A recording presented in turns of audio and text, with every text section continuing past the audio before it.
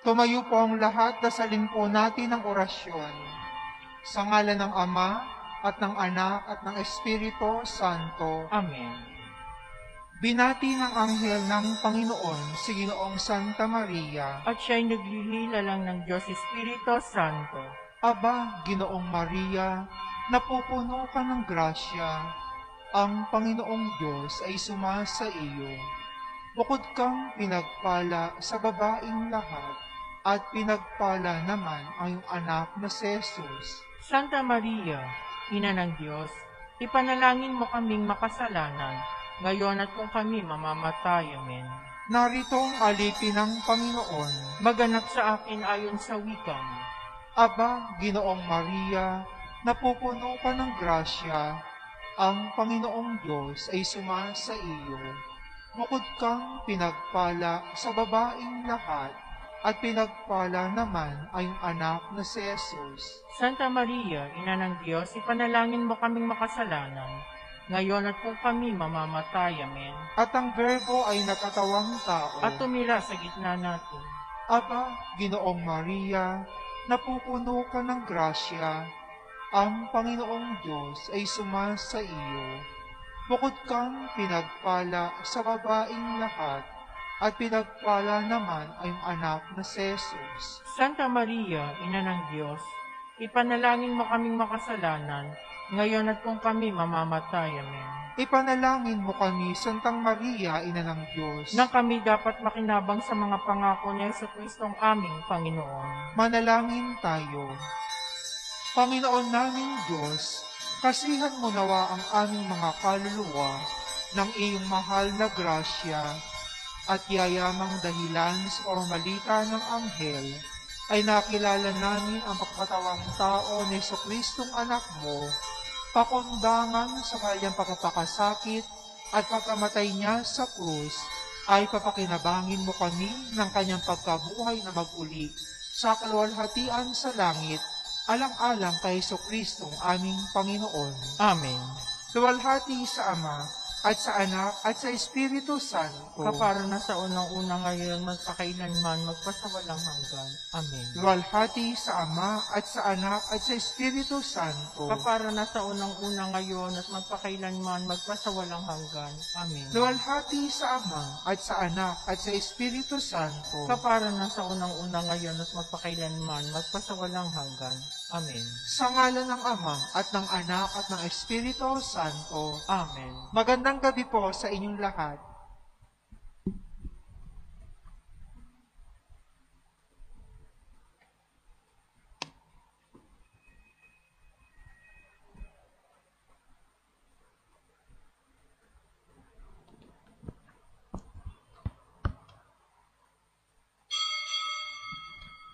Muli, magandang gabi po sa ating lahat. Ang ating pong tagapagdiwang sa misang ito ay si Reverendo Padre Francis Roy Madarang.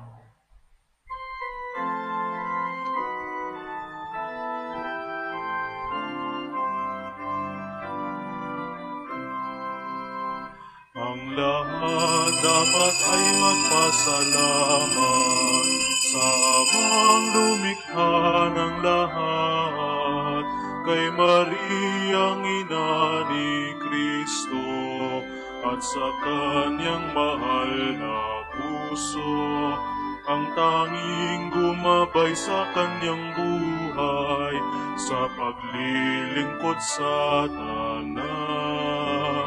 O mahal naming Ezekiel Moreno, kami ay patnubayan mo, pagpalain ang Pilipinas na iyong minamahal, pagpalain ang aming bayan na iyong minamahal.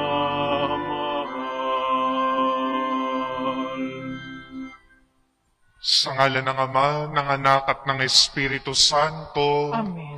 Sumainyo ang Panginoon. At sumainyo rin. Mga kapatid, ngayon ay ginugunita natin si San Ezekiel Moreno, isang misyonerong pari, at nararapat lamang na atin siyang gunitain sapagkat ang paring ito ay inordinahan dito sa Maynila at 15 taon siyang naging misyonero dito sa ating bansa.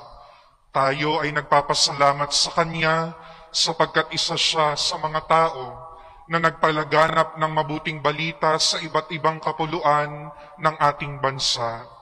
Siya din ay kinikilalang tinatawagan, lalo na ng mga may sakit na kanser, sapagkat siya ay kilala sa mga nagpapagaling sa sakit na ito. Kaya naman sa misang ito, hingin din natin ang kanyang panalangin, lalo na sa mga may sakit na kanser at sa patuloy na paglaganap ng mabuting balita sa iba't ibang panig ng mundo. Mga kapatid, upang marapat tayong gumanap sa banal na pagdiriwang na ito, aminin natin ang ating mga pagkukulang at pagkakasala at humingi ng awa at patawad sa Panginoon.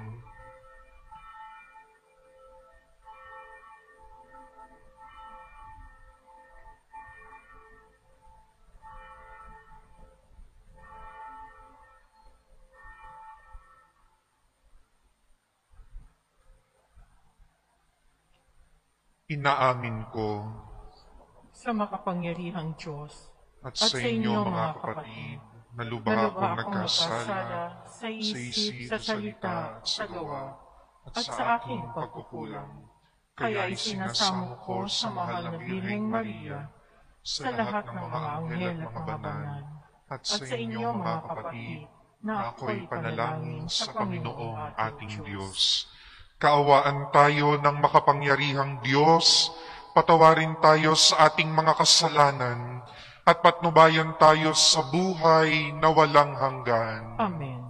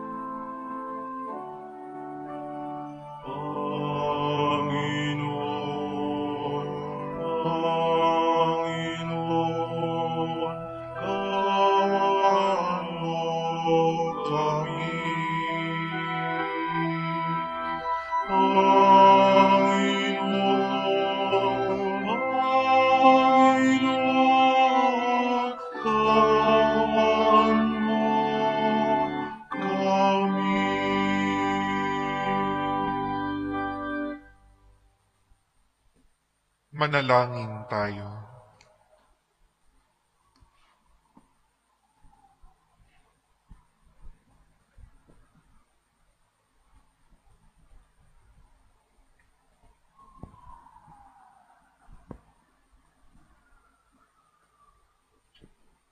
Ama naming makapangyarihan, dahil sa natatanging sigasig at malasakit ni San Ezequiel Moreno, upang sa lahat ang mabuting balita ay maihatid, ang iyong sambayanan ay binigyan mo ng malawak na saklaw sa daigdig.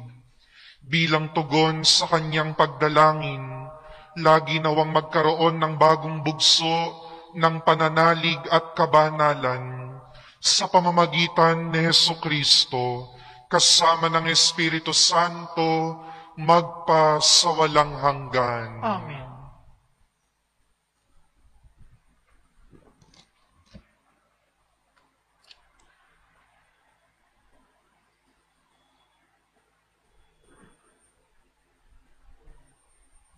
Pagbasa mula sa aklat ng mga hukom. Noong mga araw na iyon, ang Espiritu ng Panginoon ay lumukob kay Hefte. Nagpunta siya sa Galaad at Manases, pagkatapos ay nagbalik sa Mispa, Galaad, at saka nagtuloy upang salakayin ang mga Amonito. At nangako si Hefte sa Panginoon ng ganito, kapag niloob ninyo na malupig ko ang mga Amonitong ito, susunugin ko bilang handog sa inyo ang unang sasalubong sa akin pag-uwi ko. Sinalakay nga ni Hefte ang mga Amonito at pinagtagumpay siya ng Panginoon. Nalupig nila ang mga kalaban at nasakop ang 20 lungsod mula sa Aroer, sa palibot ng Minit hanggang sa Abel-Kiramim. Marami silang napatay na Amonito. Nang magbalik si Hefte sa Mispa, sinalubong siya ng anak niyang babae na sumasayaw sa sali ng kanyang tamborin. Siya lamang ang anak ni Hefte.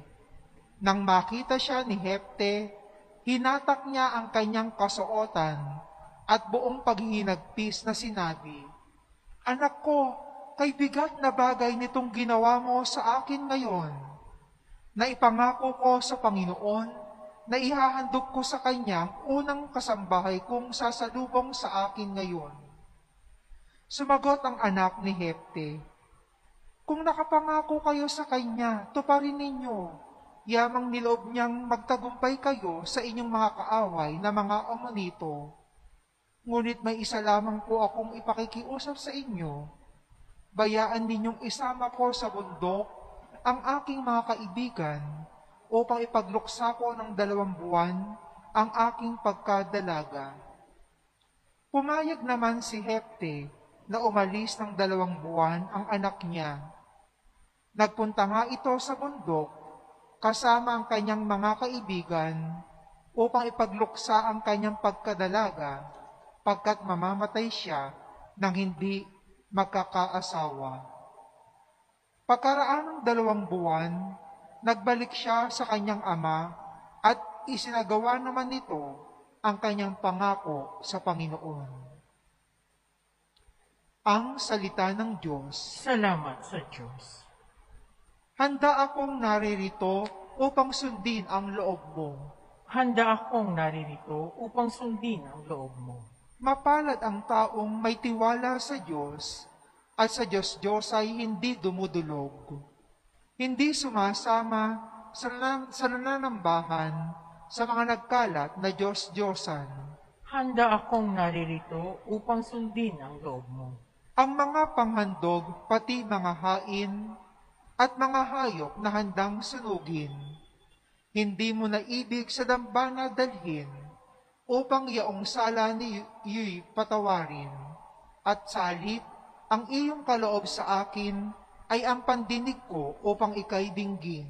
Handa akong naririto upang sundin ang loob mo. Kaya ang tugon ko ako'y naririto. Nasa kautusan ang mga turo mo. Ang nais kong sundi iyong kalooban, aking itatago sa puso ko ang aral. Handa akong naririto upang sundin ang loob mo. Ang pagliligtas mo'y aking inihayag, saan man magtipon ang iyong mga anak, di ako titigil ng pagpapahayag. Handa akong naririto upang sundin ang loob mo.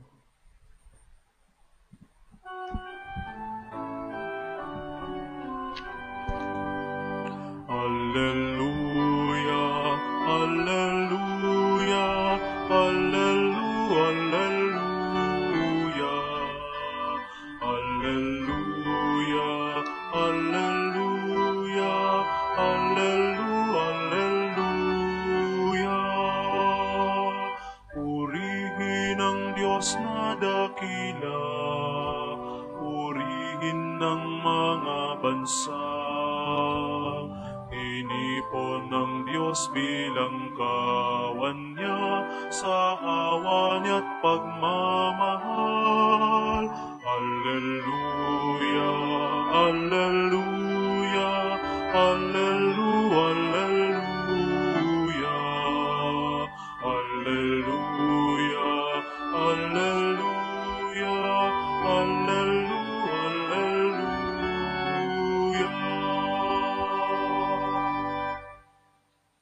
Sumainyo ang Panginoon. At sumainyo rin. Ang pagpapahayag ng mabuting balita ng Panginoon ayon kay San Mateo. Papuri sa iyo, Panginoon.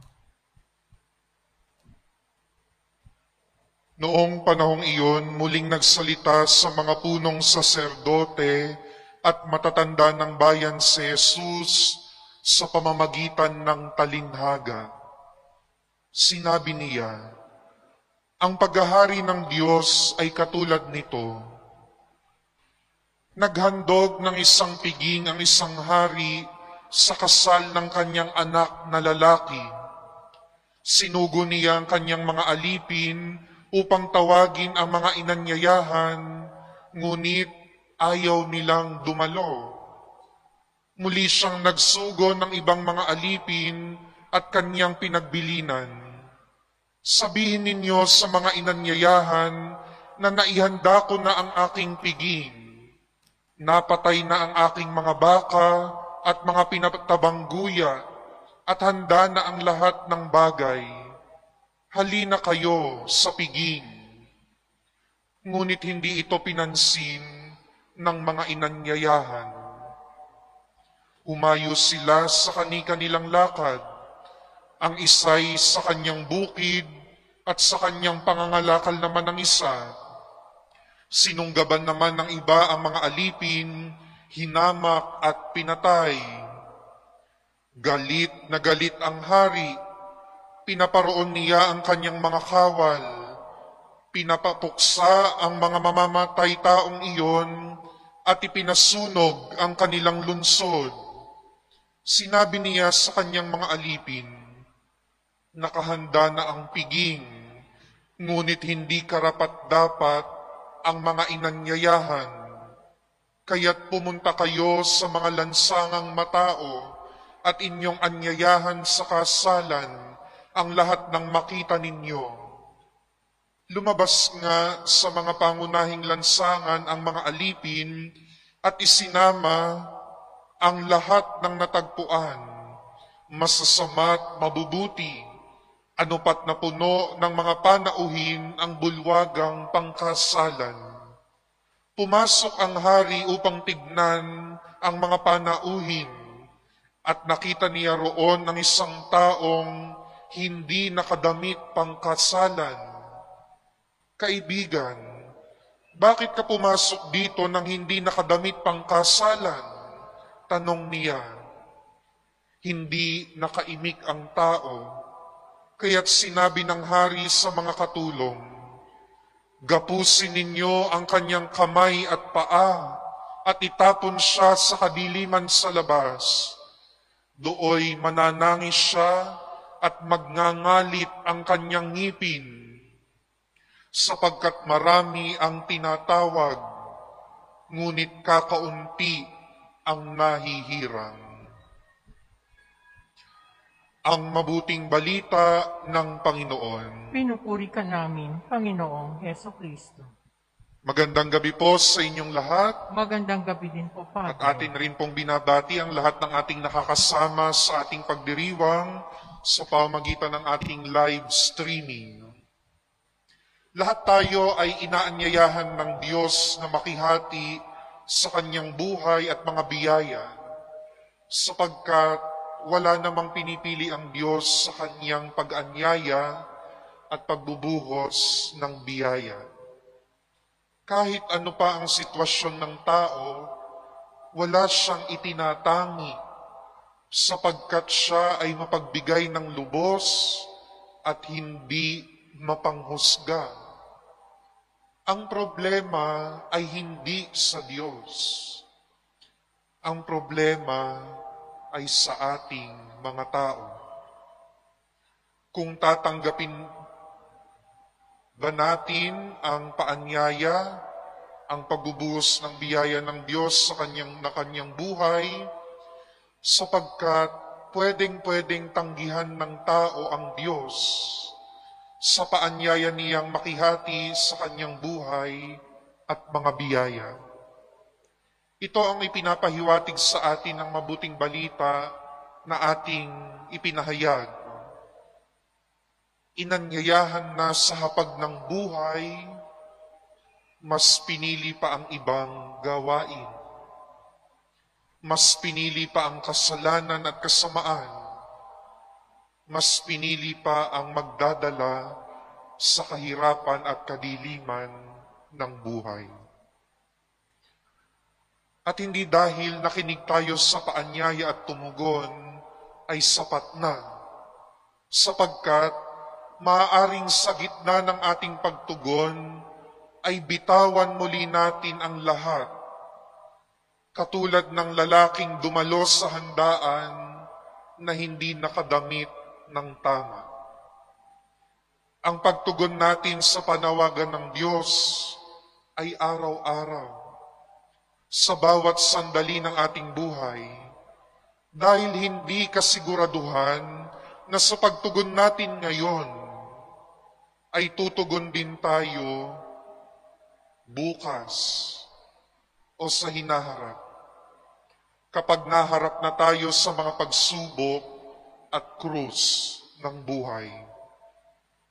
Sa isang iglap, pwede nating bitawan ang lahat ng ating pananampalataya at pagtitiwala sa Diyos at pumanig sa masama at huwad na nagbibigay kaligayahan, na pekeng kaligayahan sa ating buhay. Ang pagtugon sa panawagan ng Diyos ay isang desisyon na kailangang pangatawanan at panindigan, sapagkat sa oras na hindi natin binantayan ang ating sarili, sa dinami-dami ng mga tukso at kasalanan na inihaharap sa atin araw-araw, ang maganda nating sinimulang pagtugon ay maaaring mabaliwala dahil hindi naging araw-araw ang pagtugon natin sa panawagan at paanyaya ng Diyos na makihati sa kanyang buhay at mga biyaya. Mga kapatid, wala sa Diyos ang pagkukulang. Ang pagkukulang ay nasa ating mga tao na araw-araw pumipili sa buhay. Maaaring pwede nating sabihin na dala ng karanasan at sitwasyon sa buhay, kaya napili natin ang isang bagay na taliwas sa paanyaya ng Diyos. Ngunit lagi nating tatandaan, kaya tayo may kakayahang mag-isip at pumili, ay dahil kaya nating piliin ng mas mabuti kaysa sa masama. At idinidikta naman iyan madalas ng ating kalooban sa atin, kung saan nangungusap ang Diyos sa bawat isa. Ang dasal natin sa misang ito, ang oo natin kay Jesus ay maging oo na pinaninindigan at inaalagaan. Maging tapat sa kabila ng lahat ng ating pinagdaraanan. Ito yung hilingin natin, mga kapatid. Maaaring ngayon tumutugon tayo ng oo, pero hindi natin alam ang bukas. Hindi natin alam ang hinaharap. Ang mahalaga, maging mapagbantay. Tignan lagi ang sarili. Hingin ng lakas upang sa araw-araw, sa bawat sandali ng buhay, matugunan natin ang paanyaya ng Diyos, ang paanyayang makihati sa kanyang buhay at mga biyaya. Amen.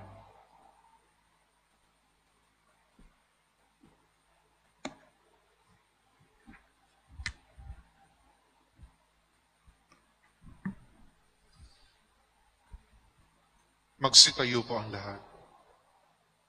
Inaanyayahan tayo ng Diyos sa hapag ng buhay na walang hanggan sa langit. Tumawag tayo sa ating mapagmahal na Ama para sa ating mga pangangailangan. Ang ating itutugon, Panginoon, dinggin mo ang aming panalangin. Panginoon, dinggin mo ang aming panalangin. Ang simbahan dito sa lupa naway patuloy na umunlad at mahikayat ang maraming tao sa kaligayahan ng kaharian ng Diyos. Manalangin tayo sa Panginoon. Panginoon, dinggin mo ang aming panalangin. Ang mga mayayaman at mahihirap naway iwasan ang hamon at tawag ng kaharian ng langit. Manalangin tayo sa Panginoon. Panginoon, dinggin mo ang aming panalangin. Sa pagkakaroon ng dalisay at nagsisising puso, tayo naway matagpo ang karapat-dapat na makibahagi sa hapag na inihanda ng Diyos para sa atin. Manalangin tayo sa Panginoon. Panginoon, dinggin mo ang aming panalangin. Sa mga may sakit at may kapansanan, naway maibahagi natin ang habag at kabutihan ng Diyos. Manalangin tayo sa Panginoon. Panginoon, dinggin mo ang aming panalangin. Ang mga namatay naway mabuhay sa tahanan ng Diyos at magbunyi sa hapag ng buhay na walang hanggan. Manalangin tayo sa Panginoon. Panginoon, dinggin mo ang aming panalangin. Patuloy nating ipagdasal ang mga kapatid natin sa Haiti na dumanas ng napakalakas na lindol. Sa ngayon, mahigit 1,000 na ang namatay. Hilingin natin na patuloy na bumuhos ang pagmamahal ng kapwa sa pamamagitan ng pagtulong sa kanila at hindi sila mawalan ng pagtitiwala sa Panginoon sa gitna ng kahirapang ito. Ipagdasal din natin ang mga kapatid natin sa Afghanistan na patuloy na pinangungunahan ng takot sapagkat sa kaguluhang umiiral sa kanilang bansa, ang hiling natin ay manguna ang kapayapaan at ang pakikipag-usap. At nawa huwag dahas, pagdanak ng dugo at digmaan ang manguna, kundi ang pag-intindi at pakikipag-usap. At sa katahimikan ng ating puso, idulog natin sa Diyos ang iba pa nating pangangailangan.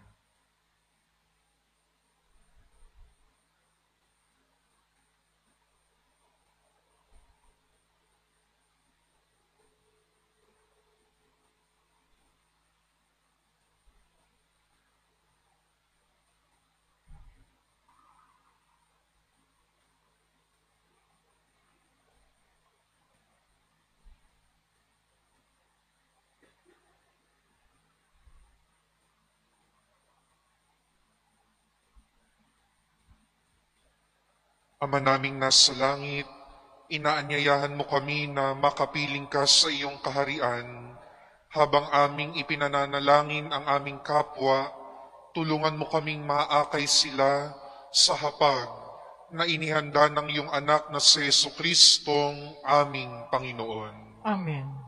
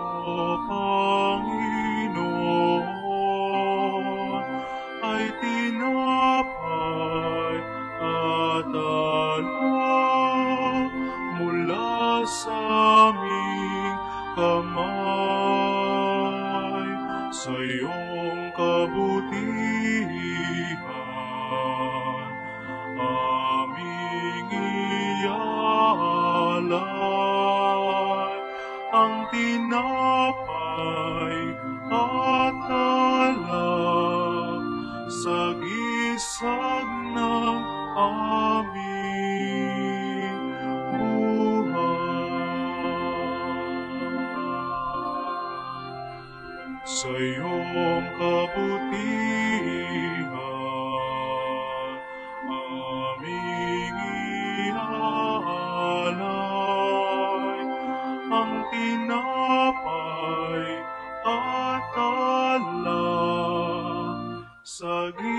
dagsa ng aming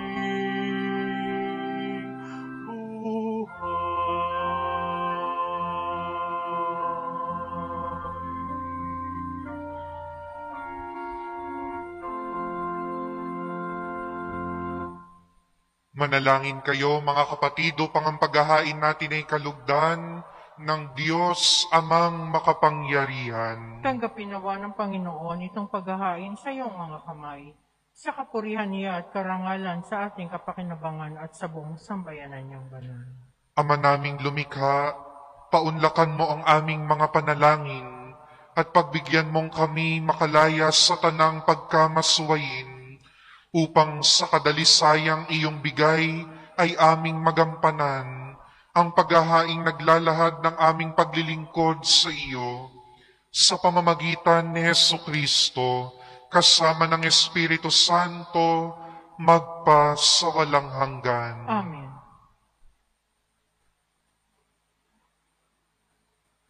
Sumainyo ang Panginoon. At sumainyo rin. Itaas sa Diyos ang inyong puso at diwa. Inaas na namin sa Panginoon. Pasalamatan natin ang Panginoong ating Diyos. Marapat na siya ay pasalamatan.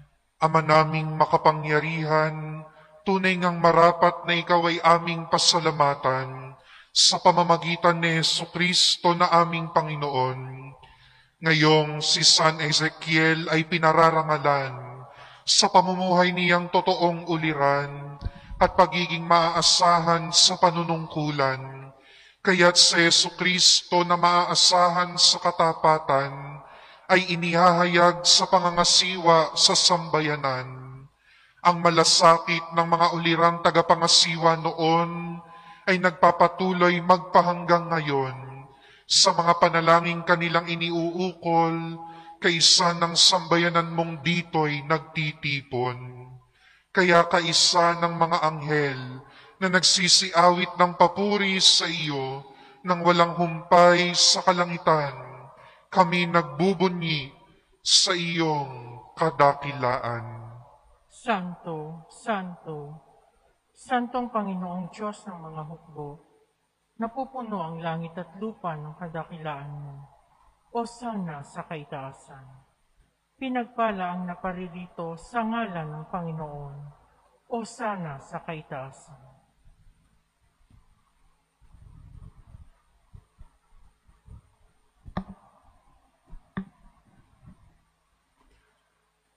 Ama naming banal, ikaw ang bukal ng tanang kabanalan.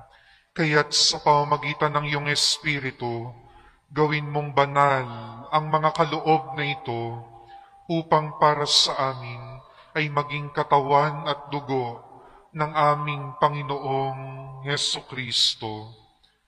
Bago niya pinagtiisang kusang loob na maging handog, hinawakan niya ang tinapay, pinasalamatan kanya, pinaghati-hati niya iyon, iniabot sa kanyang mga alagad at sinabi, tanggapin ninyong lahat ito at kanin. Ito ang aking katawan na ihahandog para sa inyo.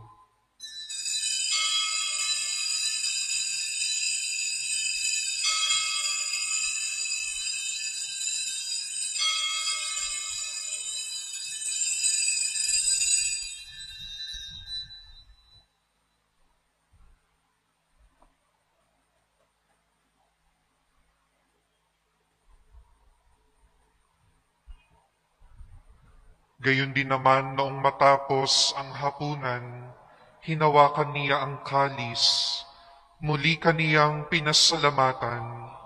Iniabot niya ang kalis sa kanyang mga alagad at sinabi, tanggapin ninyong lahat ito at inumin.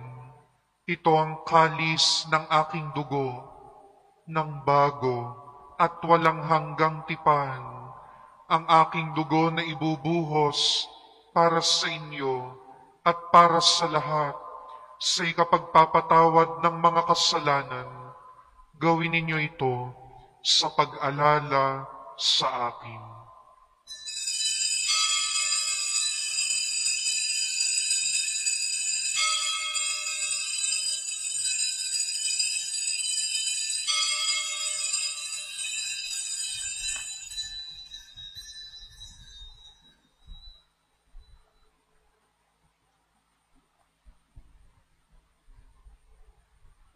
Ang misteryo ng pananampalataya. Si Kristo'y namatay, si Kristo'y nabuhay, si Kristo'y babalik sa wakas ng panahon. Ama, ginagawa namin ngayon ang pag-alala sa pagkamatay at muling pagkabuhay ng iyong anak, kaya't iniaalay namin sa iyo ang tinapay na nagbibigay buhay at ang kalis na nagkakaloob ng kaligtasan. Kami nagpapasalamat dahil kami iyong minarapat na tumayo sa harap mo para maglingkod sa iyo. Isinasamo namin kaming magsasalo-salo sa katawan at dugo ni Kristo ay mabuklod sa pagkakaisa sa pamamagitan ng Espiritu Santo. Ama, lingapin mo ang iyong simbahang laganap sa buong daigdig. Puspusin mo kami sa pag-ibig kaysa ni Francis naming Santo Papa at ni Francisco na aming obispo.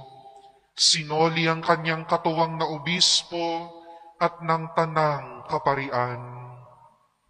Alalahanin mo rin ang mga kapatid naming nahimlay nang may pag-asang sila'y muling mabubuhay, gayon din ang lahat ng mga pumanaw.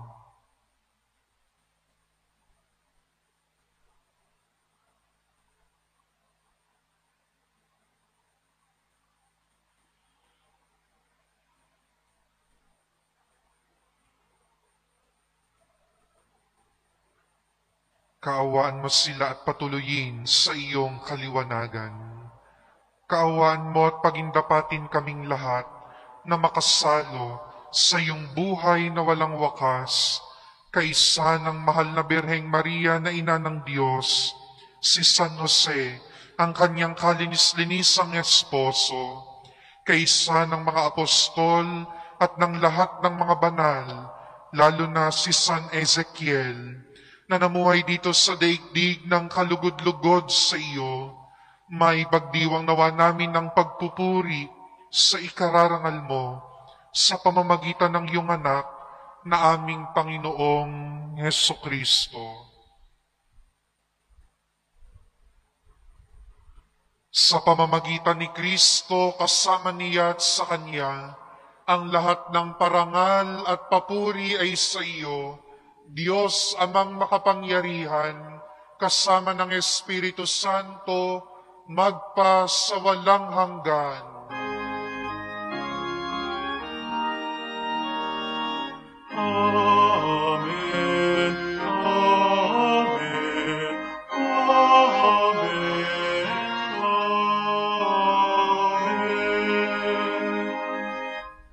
Ngayon ay buong pagtitiwala tayong tumawag sa ating Ama sa langit.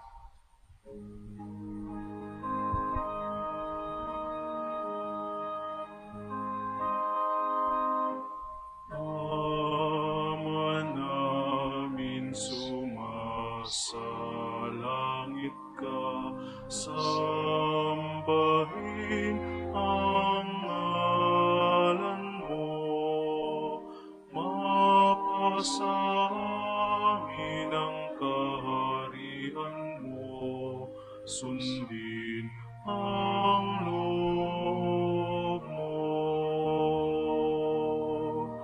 Dito sa lupa, para ng sa langit.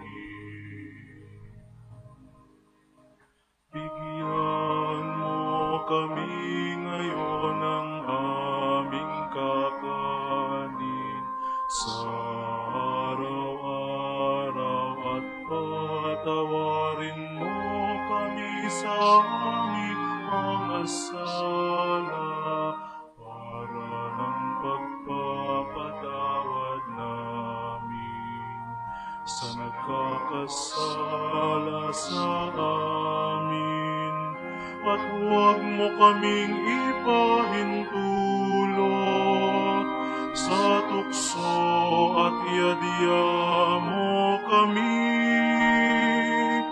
sa lahat ng masama. Hinihiling Hinihiling namin kami adya sa lahat ng masama, pagkalooban ng kapayapaan araw-araw, iligtas sa kasalanan at ilayo sa lahat ng kapahamakan, samantalang aming pinananabikan ang dakilang araw ng pagpapahayag ng tagapagligtas naming si Jesucristo. Sapagkat iyo ang kaharian, ang kapangyarihan at ang kapurihan magpakailanman. Amen. Sa sandaling katahimikan, ipanalangin natin ang kapayapaan sa buong mundo, lalo na sa Afghanistan.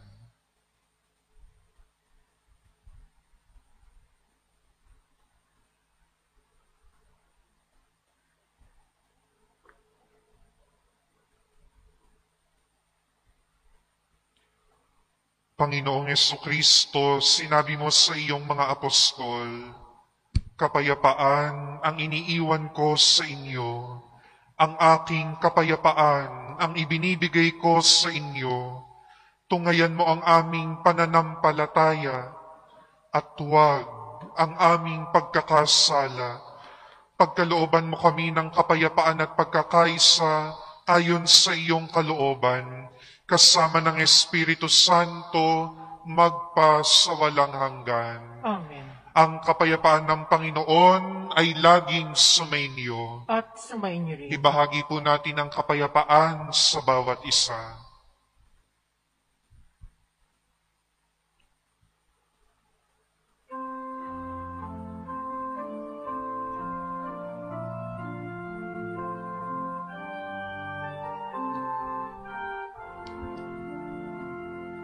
Kordero ng Diyos na nag-aalis ng mga kasalanan ng sanlibutan, maawa ka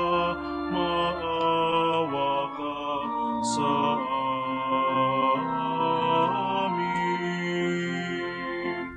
Kordero ng Diyos na nag-aalis ng mga kasalanan ng sanlibutan, maawa ka sa amin. Kordero ng Diyos na nag-aalis ng mga kasalanan ng sanlibutan, ipagkaloob mo sa amin ang kapayapaan.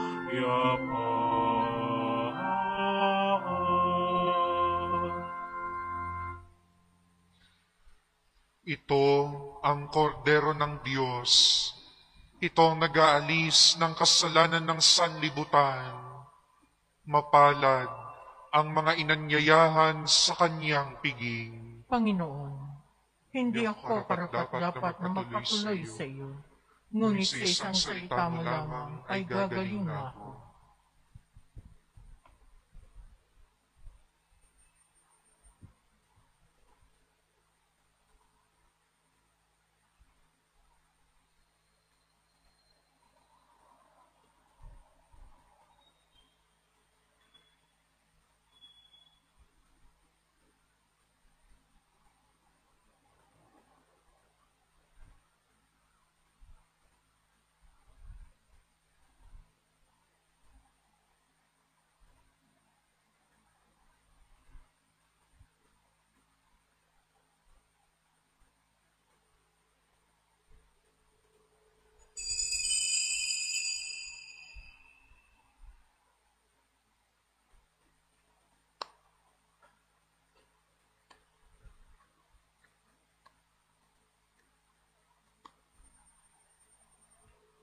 Ang katawan ni Kristo. Amen.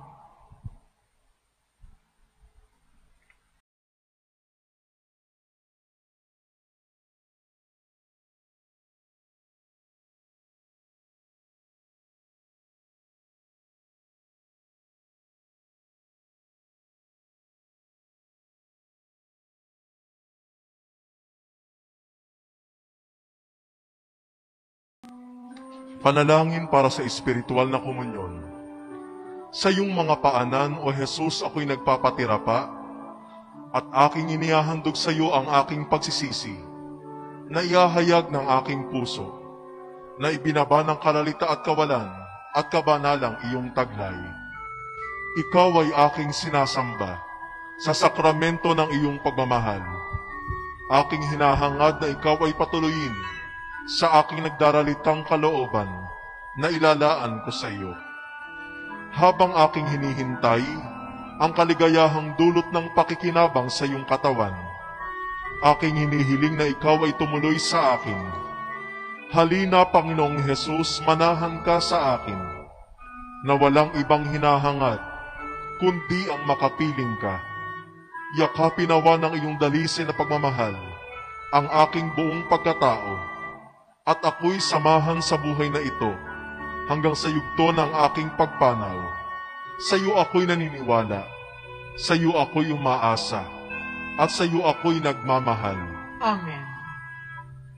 Orasyo Imperata para sa proteksyon laban sa COVID-19. Mahabagin at mapagmahal na Ama, nagsusumamo kami sa iyo upang hilingin ang iyong patnubay laban sa COVID-19 na nagpapahirap sa marami at tumitil na ng maraming buhay.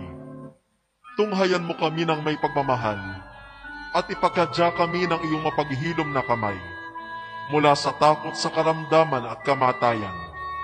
Itaguyod mo kami sa pag-asa at patatagin sa pananampalataya. Gabayan mo ang mga dalubasang naatasan at tumuklas ng mga lunas at paraan upang ihinto ang paglaganap nito. Nagpapasalamat kami sa mga bakunang naisulong sa patnubay ng iyong mga kamay. Pagpalain mo ang aming mga pagsisikap na mawakasan ng mga bakuna ang pandemya sa aming bayan.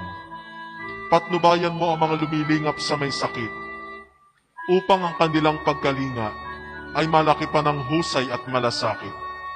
Pagkalooban mo sila ng kalusugan sa isip at katawan, katatagan sa kanilang paninindigang maglingkod, at ipagsanggalang sa karamdaman. Itinataas namin ang mga nagdurusa. Makamtam nawa nila ang mabuting kalusugan. Lingapin mo rin ang mga kumakalinga sa kanila. Pagkamitin mo ng kapayapaang walang hanggan ang mga pumanaw na. Pagkalooban mo kami ng biyaya na magtulong-tulong tungo sa ikabubuti ng lahat. Pukawin sa amin ang pagmamalasakit sa mga nangangailangan, sa pagdamay at malasakit namin sa bawat isa. Malampasan nawa namin ang krisis na ito at lumago sa kabanalan at pagbabalik loob sa iyo.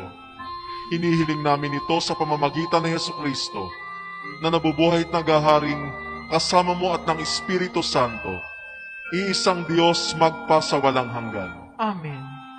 Dumudulog kami sa iyong patnubay, mahal na Ina ng Diyos. Pakinggan mo ang aming mga kahilingan sa aming pangangailangan at ipagkadya mo kami sa lahat ng kasamaan. Maluwalhati at pinagpalang Birhen, Amen. mahal na Birhen ng kapayapaan at mabuting paglalakbay, mapagpagaling sa may sakit. Ipanalangin mo kami. San Jose, Ipanalangin mo kami. San Rafael Arcangel, Ipanalangin mo kami. San Roque, Ipanalangin mo San kami. Lorenzo Ruiz, Ipanalangin mo kami. San Pedro Calungsod, Ipanalangin mo kami.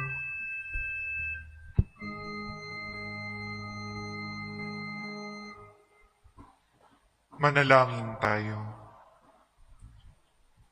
Ama naming mapagmahal, ang pagsasalo namin sa banal na pakikinabang ay magpalakas nawa sa aming pananampalataya na itinuro sa mga apostol at pinagmalatsakitang ilaganap ni San Ezekiel Moreno sa pamamagitan ni Jesucristo kasama ng Espiritu Santo magpa sa walang hanggan. Amen. Sumainyo ang Panginoon At sumainyo at rin. pagpalain kayong lahat ng makapangyarihang Diyos, Ama, Anak, at Espiritu Santo. Amen. Tapos ng ating pagdiriwang, humayo kayo't maging tapat sa inyong pagtugon sa panawagan ni Jesus. Salamat sa Diyos.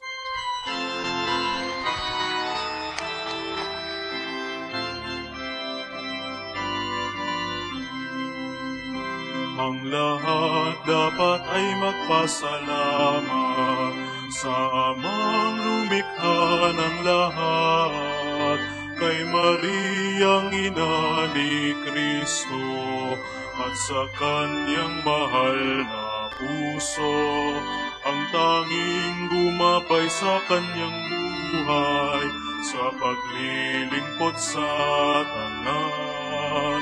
O mahal naming Ezekiel Moreno, kami ay patnubayan mo, pagpalain